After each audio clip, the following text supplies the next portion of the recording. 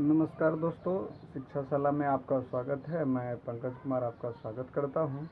दोस्तों, आज हम लोग आधुनिक भारत के वीडियो को देखेंगे और आज के वीडियो में हम लोग मुख्य रूप से ये देखेंगे कि महात्मा गांधी ने किस तरह से जो है वो राजनीति में प्रवेश किया और उन्होंने राजनीति एक तरह से कहिए तो कैसे सीखा। इस वीडियो में मुख्य रूप से हम लोग ये समझेंगे कि महात्मा गांधी राजनीति में कैसे आए, उन्हें राजनीति के प्रति कैसे दिलचस्पी जगी और उन्होंने फिर इस क्षेत्र में आकर के क्या क्या कार्य किए। तो सबसे पहले आज के वीडियो में हम लोग जानेंगे आधुनिक भारत के इतिहास के तहत गांधी जी का अभ्युदय, यानी क्या कि गांधी जी कैसे इतिहास में आते हैं।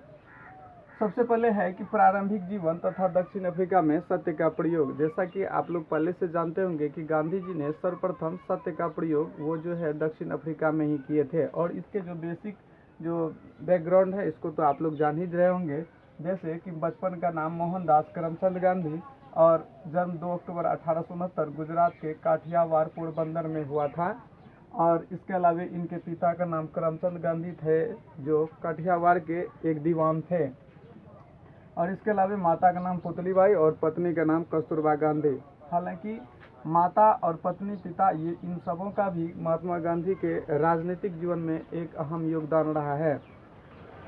ये महात्मा गांधी के कुछ बेसिक बैकग्राउंड थे। अब हम लोग जानते हैं कि उन्होंने राजनीति जीवन में कैसे प्रवेश किए। सबसे पहले ये जानते हैं कि महात्मा गांधी जब इंग्लैंड से बैरिस्टरी पास करके भारत लौटे तो उन्हें गुजरात के एक व्यापारी थे, देखिए आप देख रहे होंगे यहाँ बोर्ड पर, कि जब वो वहाँ से लौटे इंग्लैंड से बैरिस्टरी पास करके तो गुजरात के एक व्यापारी दादा अब्दुल्ला का मुकदमा लड़ने के लिए वे दक्षिण अफ्रीका गए थे। यानी दक्षिण अफ्रीका जाने का क्या उद्देश्य था, क्योंकि देखिए ये बातें बहुत अहम है, क्योंकि जब वो इंग्लैंड से बैरिस्टरी पास करके आए थे गुजरात तो यहाँ का एक व्यापारी था जिनका नाम हम लोग दादा अब्दुल्ला देखे, उनका एक मुकदमा था जिनको सुलझाने के लिए या मुकदमा लड़ने के लिए कह सकते हैं। वो पहली बार अफ्रीका गए। जब वे वहाँ अफ्रीका गए तो वहाँ पर जो एशियाई मजदूर थे जो भारत से बेसिकली कहिए वहाँ पर गए थे, उनकी स्थिति इतनी बदतर थी कि वो महात्मा गांधी से सहा नहीं गया और उन्होंने भारतीयों को एकत्रित करने और उन्हें आंदोलित करने का प्रयास किया। इस क्रम में उन्होंने ये देखा कि दक्षिण अफ्रीका में कार्यरत भारतीय जो थे वो 3 वर्गों में भी संगठित थे। यानी भारतीय जो वहाँ पर जाकर के बसे थे दक्षिण अफ्रीका में वो 3 वर्गों में थे। प्रथम वर्ग में दक्षिण भारत से आए हुए वैसे मजदूर थे जो बेसिकली कह सकते हैं 1980 के बाद 1880 के बाद वहाँ पर गन्ना की खेती के लिए थे। तो ये प्रथम वर्ग के जो मजदूर थे जो दक्षिण भारत से गए थे और वहाँ पर गन्ना की खेती करते थे। दूसरे वर्ग के जो मजदूर थे वो भारत से आए थे और उसमें मैमन मुसलमान शामिल थे। तो ये प्रश्न भी बन जाता है, तो मैमन मुसलमान भी जो है वहाँ पर थे। इसके अलावा तीसरे जो थे, जो अनुबंध समाप्त हो गया था, यानी जितने दिन का अनुबंध के करार पर उसको ले गया था यहाँ इंडिया से, वो करार समाप्त हो जाने के बाद भी वहाँ पर बस गए थे, तो वो तीसरे वर्ग के मजदूर वहाँ पर थे। तो इस तरह से कह सकते हैं कि दक्षिण अफ्रीका में कार्यरत भारतीय जो है वो 3 वर्गों में संगठित थे और इन सभी मजदूरों की स्थिति काफ़ी दयनीय थी। इन सबों को ना तो वहाँ पर मत देने का अधिकार था, ना ही किसी विशेष प्रकार का अधिकार मिला था। इन सबों को रहने के लिए भी जो व्यवस्था की गई थी वो एक अलग हटके की ये जगह में, जहाँ पर ये सारी सुविधाओं का वहाँ पर नामो निशान नहीं था वहाँ पर रहने के लिए। साथ ही रात में 9 बजे के बाद निकलना मना था इन लोगों के लिए। सार्वजनिक फुटपाथ पर भी चलना मना था। तो ये एक तरह से कहिए तो कहीं न कहीं अत्याचार के रूप में देखा जाता था वहाँ पर। तो ये भारतीयों पर वहाँ इस तरह के जुल्म हो रहे थे, तो जिनको कि महात्मा गांधी ने देखा और ये सारा चीज़ उनको असहाय लगा और इन्होंने भारतीयों को एक संगठित करने का प्रयास किया। और देखते हैं आगे इसके बाद क्या हुआ। संघर्ष का उदारवादी चरण जो 1894 से लेकर के 1906 ईस्वी तक चला। वैसे अगर बात करें तो महात्मा गांधी जब दक्षिण अफ्रीका गए थे तो उसके बाद से लेकर के वहाँ उन्होंने 1914 ईस्वी तक रहे थे। तो हम लोग प्रारंभिक काल में देखते हैं, इसको हम लोग प्रारंभिक काल कह सकते हैं। संघर्ष का उदारवादी का जो है ये प्रारंभिक काल था। तो इस प्रारंभिक काल को हम लोग देखते हैं 1894 से 1906 के काल को। इसमें क्या हुआ था, गांधी जी जो वहाँ पर देखे भारतीयों की दुर्दशा को, तो इन्होंने सबसे पहले क्या काम किया कि अफ्रीकी सरकार को याचिकाएं एवं प्रार्थना पत्र सौंपने की नीति अपनाई।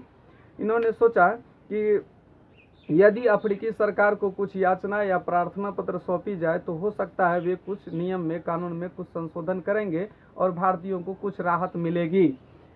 लेकिन इसके बावजूद भी जब कोई राहत भारतीयों को नहीं मिला, तब जाकर के उन्होंने विवश होकर के ब्रिटेन को भी इस संबंध में अनेक पत्र भेजे। यह सोचकर भेजे कि चूंकि भारत जो है वो ब्रिटेन का उपनिवेश है, इस प्रकार से यदि हम ब्रिटेन को ये पत्र भेजते हैं कि दक्षिण अफ्रीका में भारतीयों की स्थिति काफ़ी दयनीय है, तो हो सकता है कि वे इस पर कुछ सुधारात्मक कदम उठाए। तो यह सोच करके गांधी जी ने ब्रिटेन को भी भारतीयों की स्थिति को सुधारने के लिए कई पत्र लिखे, लेकिन खास परिणाम सामने नहीं आया।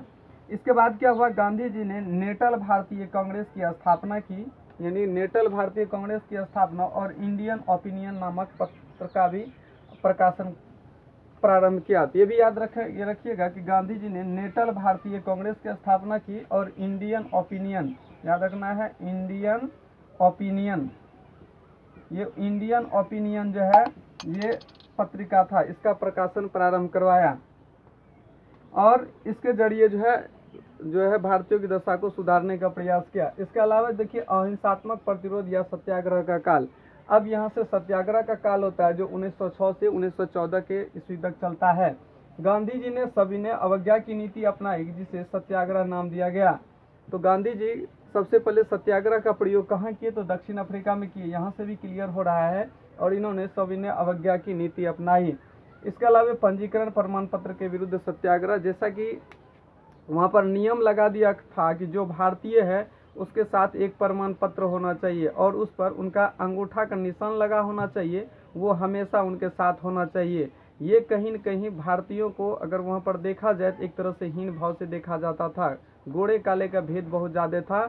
और इसमें सुधार के लिए जो है गांधी जी ने वहाँ पर सत्याग्रह चलाया। गांधी जी ने इसके लिए अहिंसात्मक प्रतिरोध सभा का गठन किया। जैसे ही अहिंसात्मक प्रतिरोध सभा का गठन करता है, सभी भारतीय एकत्रित होते हैं और आंदोलन तीव्र हो जाता है। इस क्रम में गांधी जी को और साथ में कई भारतीयों को वहाँ पर जेल भी जाना पड़ता है। इसके अलावा जब देख ली जेल चला गया, तो इसके बाद भी वहाँ पर बायजबरन जितने व्यक्ति गए सबका जो है रजिस्ट्रेशन कर दिया जाता है। इसके बावजूद क्या किया जाता है, जब देख लिया कि भारतीय इसके बावजूद भी मानने के लिए तैयार नहीं है, तब गांधी जी और अन्य वरिष्ठ नेताओं के सामने जो है वहाँ पर उनके प्रमाण पत्र को जला दिया जाता है। इस प्रकार से वहाँ पर गांधी जी का एक बार पुनः जीत देखने को मिलता है। इसके बाद प्रवासी भारतीयों के लिए प्रवेश पत्र का विरोध, जो प्रवासी भारतीय थे उसको दक्षिण अफ्रीका में प्रवेश पर रोक था। क्या था, कानून का विरोध करते हुए अनेक वरिष्ठ भारतीय जो है वो नटाल से ट्रांसवाल आए। नटाल जो है वो दक्षिण अफ्रीका का ही देश है। नटाल से ट्रांसवाल आए।